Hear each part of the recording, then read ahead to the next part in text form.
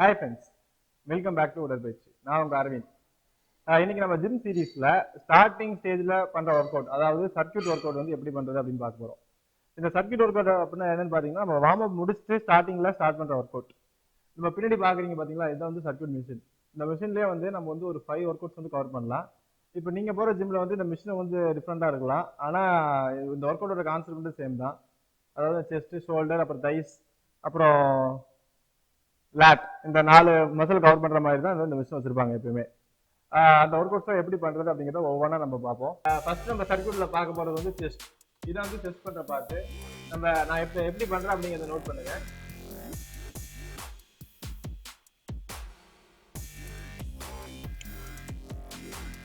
எப்பயுமே வந்து இந்த ஹேண்டில் வந்து உங்க செஸ்ட்டுக்கு நேரா இருக்கிற மாதிரி பிடிச்சிக்கணும். ஸ்டார்டிங்ல பண்ற எல்லாரும் வெயிட் வந்து ஒரு 2 பிளேட் போட்டுட்டா போதும். அதே மாதிரி நம்ம கீழே நான் எவ்வளோ தூரம் கொண்டு வரேன் அப்படிங்கிறத பாருங்க.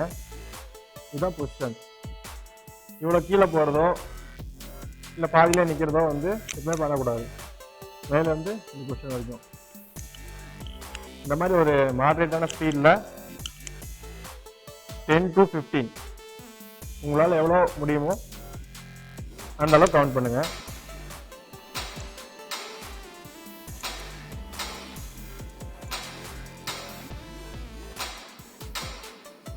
நம்ம எப்பயுமே வந்து இந்த மாதிரி ஃபுல்லாக க்ளோஸ் பண்ணாதீங்க.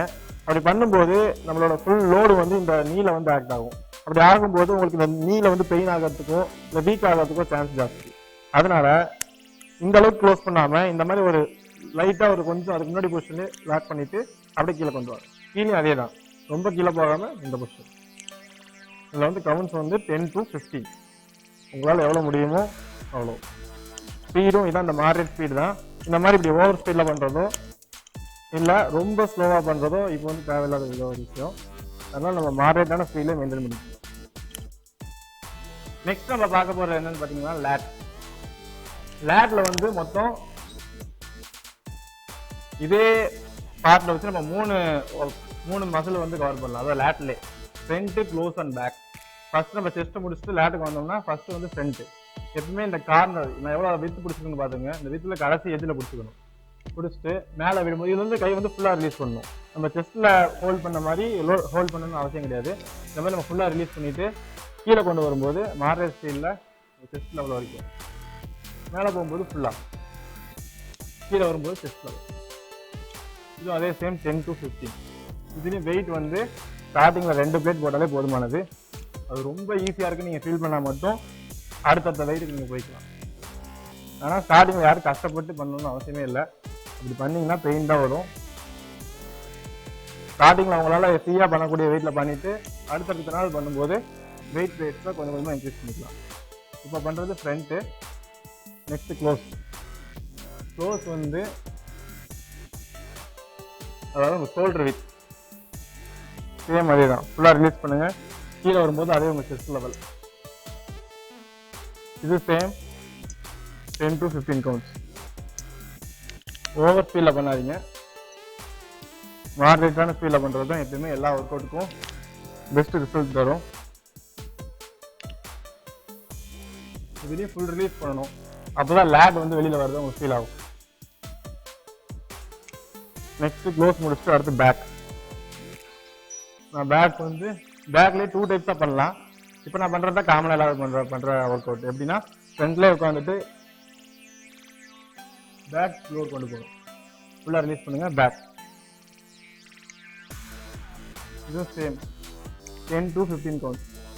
இங்கே வந்து ஒரு ஹோல்ட் பண்ணிவிட்டு அப்புறம் மேலே போங்க. கீழே வந்து ஒரு 2 செகண்ட் ஹோல்ட், அப்புறம் மேலே.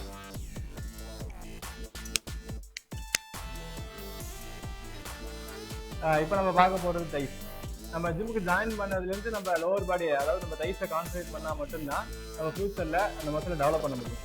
ஸ்டார்டிங்கில் ஃபுல்லாக அப்பர் பாடியை மட்டுமே கான்சன்ட்ரேட் பண்ணிட்டு இருந்தோம் அப்படின்னா ஃபியூச்சரில் லோவர் பாடியை டெவலப் பண்ணுறது ரொம்ப ரொம்ப ஒரு பெரிய கஷ்டமான விஷயமா போயிடும். அதனால் நம்ம எப்பயுமே ஸ்டார்டிங்கில் ஆரம்பிச்சதுலேருந்து லோவர் பாடியும் கான்சன்ட்ரேட் பண்ண எல்லாருமே வந்து பழகி. இது எப்படி பண்ணுறது அப்படின்னா, இந்த மாதிரி கையை ஹோல்ட் பண்ணிவிட்டு இப்படி ஃபுல்லாக எக்ஸ்பேண்ட் பண்ணி ஒரு 5 செகண்ட் ஹோல்டு, திரும்ப ஸ்லோவாக கீழே போய் இப்படி டச் பண்ணக்கூடாது. இந்த லாஸ்ட் இதில் போய் நிப்பாட்டணும். 1 2 3 4 5 release. இது சேம் 10 to 15 கவுண்ட். இது உங்களால் ஈஸியாக பண்ணக்கூடிய வெயிட்டில் பண்ணிங்கன்னா போதும். உங்களால் எப்போ அந்த வெயிட்டில் ஃப்ரீயாக பண்ண முடியும்னு தோணுதோ அதுக்கப்புறம் நீங்கள் அடுத்த வெயிட்டுக்கு போங்க. நெக்ஸ்ட் நம்ம பார்க்க போகிறது பார்த்தீங்கன்னா செஸ்ட்டு தான். இது வந்து பெக் பேக் அப்படின்னு சொல்லுவாங்க. நம்ம செஸ்ட் வந்து ரெண்டாக பெரியறதுக்காக, அதாவது எக்ஸ்பெண்ட் ஆகிறதுக்காக பண்ணுற ஒர்க் அவுட்.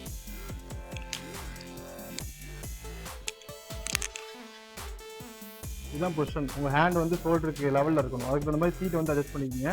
ரொம்ப கீழேயும் போயிடக்கூடாது, ரொம்ப மேலேயும் போகக்கூடாது. இந்த லெவலில் வச்சு ஒரு 2 சைன் ஹோல்ட் பண்ணுங்கள். தென் ஃபுல்லாக ரிலீஸ் பண்ணுங்கள். இது 10 to 15 கவுண்ட்ஸ்.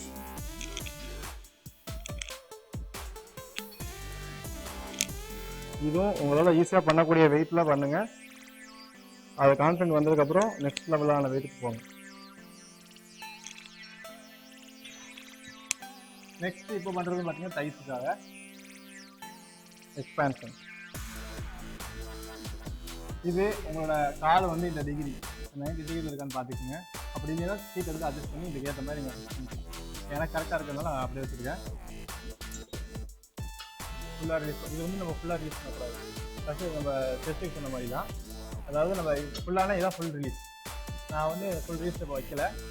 இந்த லெவலில் வச்சுட்டு கிட்ட க்ளோஸ் கொண்டு போகும்போது அதே மாதிரி ஃபுல்லாக க்ளோஸ் ஆகாமல் அதுக்கு எதில் நிப்பாட்டிக்கணும். இந்த லெவல் டு இந்த லெவல், இந்த லெவல் டு இது. நீங்கள் காலில் ப்ரெஷர் கொடுக்கறனால கொஞ்சம் ஈஸியாக தான் இருக்கும். அதனால் இதில் கூட நீங்கள் வெயிட் வந்து ஒரு ஸ்டார்டிங்கில் 4 to 5 பிளேஸ் போட்டுக்கலாம். ஒவ்வொரு வெயிட் வந்து 5 kg ஈச் இருக்கும்.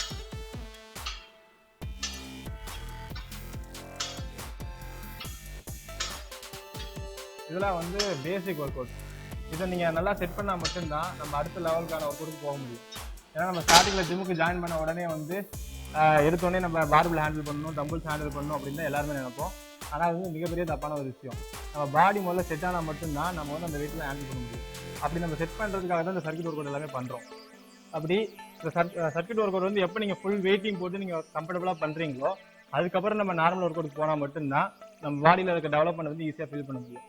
அதனால எவ்வளோ டைம் எடுத்தாலும் இந்த சர்க்கியூட் ஒர்க் அவுட் ஃபுல்லாக கம்ப்ளீட் பண்ணிவிட்டு தென் நம்ம நார்மல் ஒர்க் அவுட் வந்து மூவ் பண்ணிக்கலாம். இப்போ நம்ம பார்த்தது எல்லாமே பேசிக் சர்க்கியூட் ஒர்க் அவுட்ஸ். நான் ஃபஸ்ட்டு சொன்ன மாதிரி இந்த ஒர்க் அவுட்டில் நம்ம எப்போ கான்ஃபிடண்ட்டாக மூவ் பண்ணுறோமோ அதுக்கப்புறம் தான் நம்ம அடுத்த லெவலுக்கான ஒர்க் அவுட் போக முடியும். நீங்கள் இந்த சர்க்கியூட் ஒர்க் அவுட்டில் உங்கள் ஜிம்மை பொறுத்து உங்களுக்கு ஒவ்வொரு ஒர்க் அவுட்டும் டிஃபர் ஆகலாம், இல்லை மிஷின் டிஃபர் ஆகலாம். அப்படி ஏதாவது டவுட் இருந்துச்சு, இல்லை என்ன ஒர்க் அவுட் பண்ணுறது அப்படி தெரியல அப்படின்னா நீங்கள் கமெண்ட் பண்ணுங்கள். நான் உங்களுக்கு இண்டிவிஜுவலாக கிளாரிஃபை பண்ணுறேன். நம்ம ஜிம் சீரீஸில் அடுத்த லெவல் ஒர்க் அவுட் எப்படி ஸ்டார்ட் பண்ணுறது அப்படிங்கிறத நெக்ஸ்ட் வீடியோவில் பார்ப்போம். நன்றி.